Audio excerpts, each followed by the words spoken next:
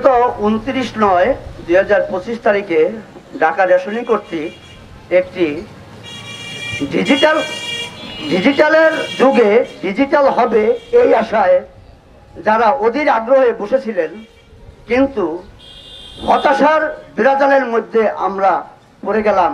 আমরা যখন দেখলাম যে কোনো পূর্ব নোটিশ ছাড়া, কোনো প্রিন্ট মিডিয়া, ইলেকট্রনিক মিডিয়া ওনাদের কোনো পূর্ব ঘোষণা ছাড়া আমাদের কাছে পূর্বে না জানিয়ে তারা একটা আতাতের একটা লটারির মঞ্চায়ন করল।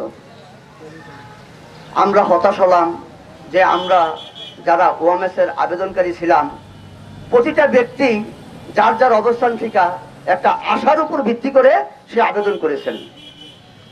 আমরা ওই ডেল কার্নেগি একটা কথা বলেছেন যে নিরাশ হওয়ার চেয়ে আশাহত ভালো। তাই আমরা দেখলাম যখন যে এই সিসিডিআর দপ্তর তাদের যে মেটিকুলাস ডিজাইন পূর্ব পরিকল্পিত অনুসারে তারা তাদের কাজ বাস্তবায়ন করে নিল, আমরা এর প্রতিবাদে আজ আমরা এইখানে অবস্থান নিয়েছি।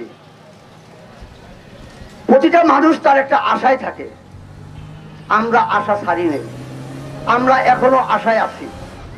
প্রতিটা ডিলার আমাদের ভাই ভাই, কোনো ডিলারদের সাথে আমাদের কোনো বৈরিতা নাই, সবার সাথে আমাদের সুসম্পর্ক বজায় আছে, বজায় থাকবে। সুতরাং এখানে দেখা যাচ্ছে যে একটি পক্ষ আবার দাঁড় করাইছে আমাদের বিরুদ্ধে, এটি কাম্য নয়।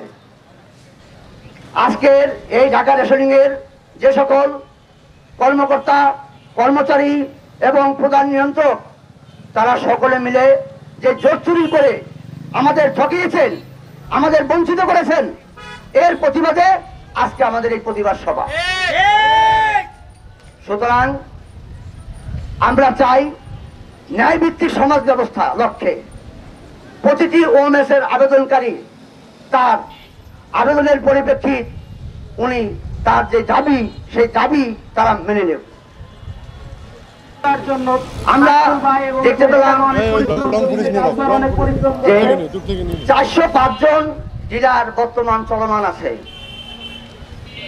তার মধ্যে ঢাকা রেশনিং দপ্তর 287 জন ডিলার নিয়োগ হয়েছে বলে তারা ঘোষণা দিয়েছে, কিন্তু পক্ষান্তরে আমরা দেখলাম 244 জন ডিলারকে তারা মেটিকুলার ডিজাইনের মাধ্যমে তারা লটারিতে নির্বাচিত করছেন, আর অনির্বাচিত ভাবে তাদের পূর্বেই নির্বাচন করে রাখছেন 43 জন।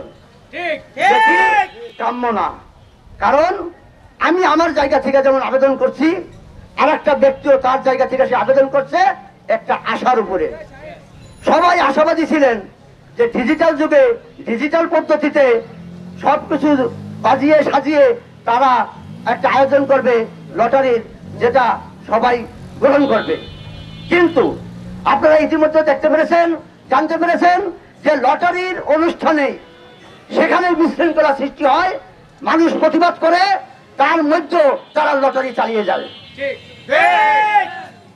এতেই বোঝা যায় যে বিশৃঙ্খলা যে সেখানে সৃষ্টি হয়েছে, তারপরে তারা কেন বন্ধ না করে কেন তারা লটারির আয়োজন শেষ করলো। সুতরাং আমরা ইতিমধ্যে জানতে পেরেছি, কেউ কেউ ফোনের মাধ্যমে জানাচ্ছে, বিভিন্ন লোকের মাধ্যমে জানাচ্ছে যে তোমরা এটা নিয়ে প্রতিবাদ করো না, তোমরা এটা নিয়ে কোনো কথাবার্তা বলো না, তোমরা এটা নিয়ে অফিসের সামনে কোনো অবস্থান নিও না, তোমরা আসো, যোগাযোগ করো, হ্যাঁ তোমাদের এটা দেখা হবে। আমরা এটাকে প্রত্যাখ্যান করছি। আমরা মানুষের ন্যায্য অধিকার আদায়ে দাঁড়িয়েছি, ন্যায্য অধিকার ফিরে না নিয়ে আমরা ঘরে ফিরবো না। আমাদের এই আন্দোলন জারি থাকবে।